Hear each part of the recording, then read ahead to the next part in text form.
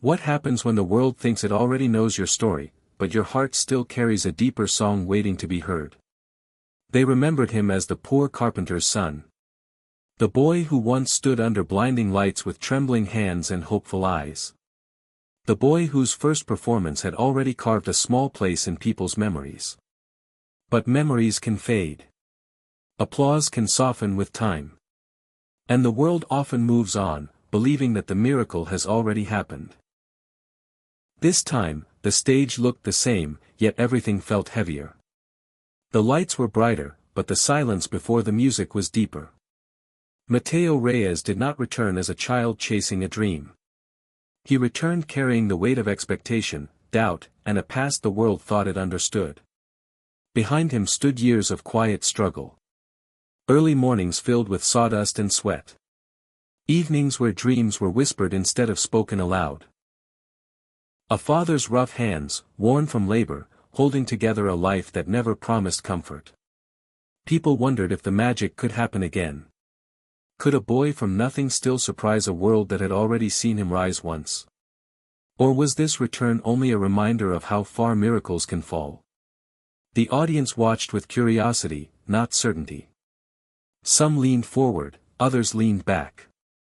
They were waiting, not hoping. Simon Cowell sat in the same chair, known for his sharp eyes and sharper judgment.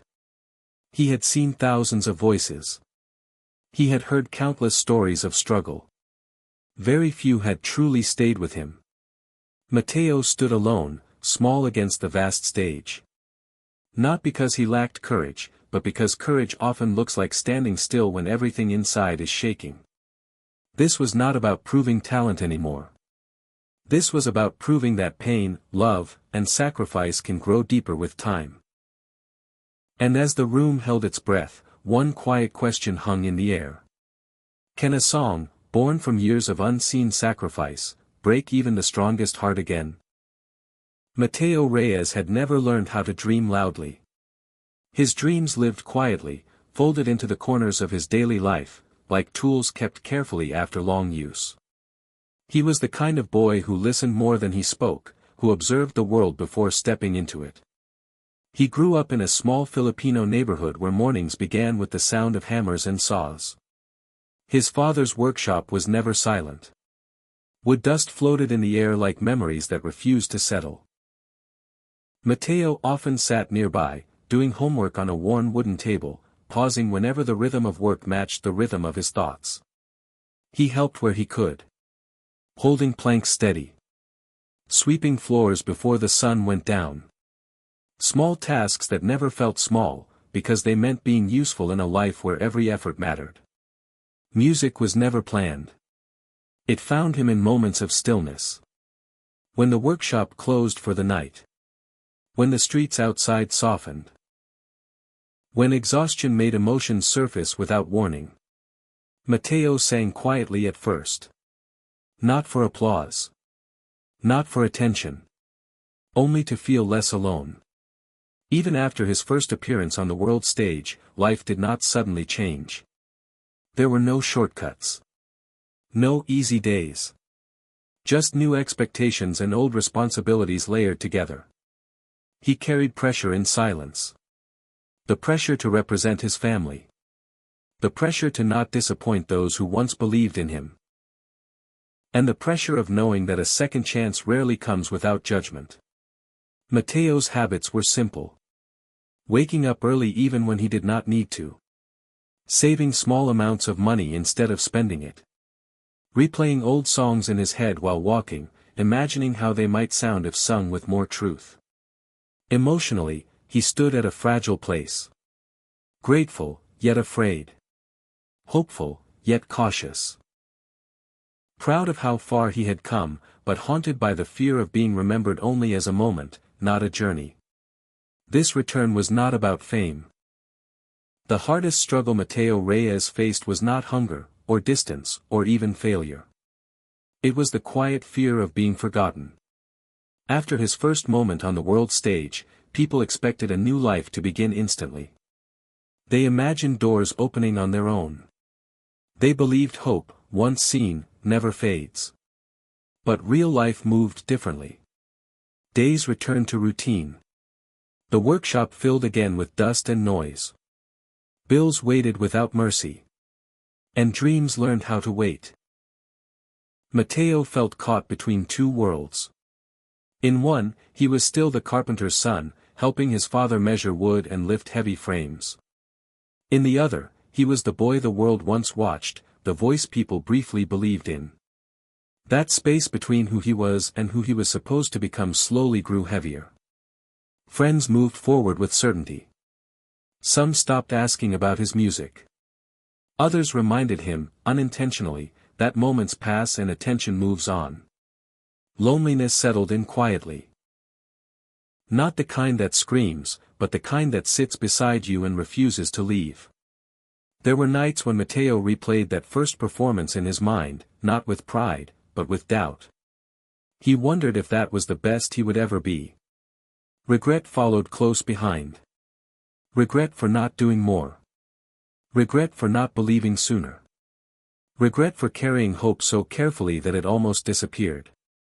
His father never asked him to give up. But Mateo saw the tiredness in Raphael's eyes. He saw how hard work never guaranteed relief. And he feared becoming another dream that demanded sacrifice without reward. The central conflict was not failure.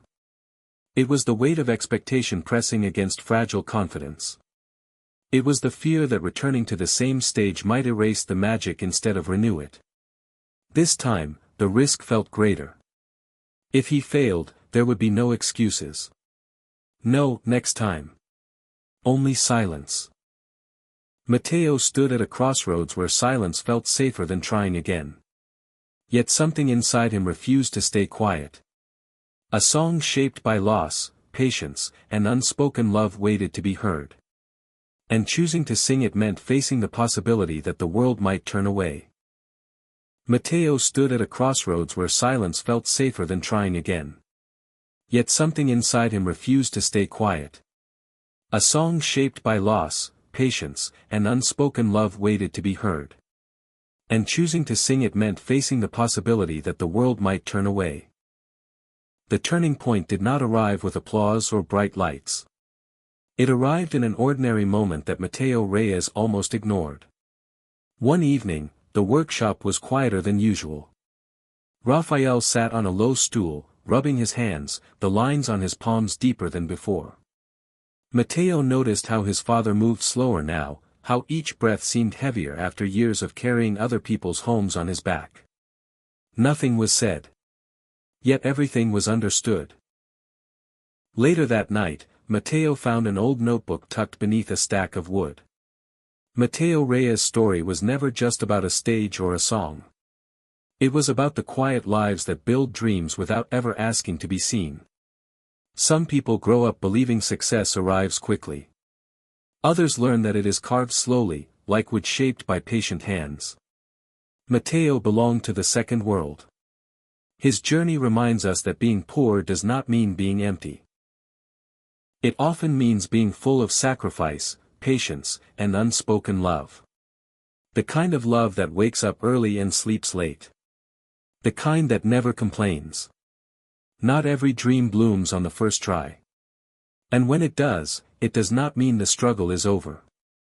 Sometimes the hardest part comes after the applause fades, when belief must survive without noise. Mateo's return showed that courage is not loud confidence. It is choosing to stand again when fear feels familiar. It is understanding that failure does not erase worth. And that trying again is not weakness, it is respect for the journey. The song that broke Simon was powerful, not because of perfect notes, but because it carried truth. Truth shaped by years of waiting. Truth shaped by a father's worn hands and silent hope. Truth shaped by a boy who refused to let his story end in doubt. For anyone watching who feels unseen, unheard, or forgotten, Mateo's story leaves a gentle reminder. You do not need permission to continue.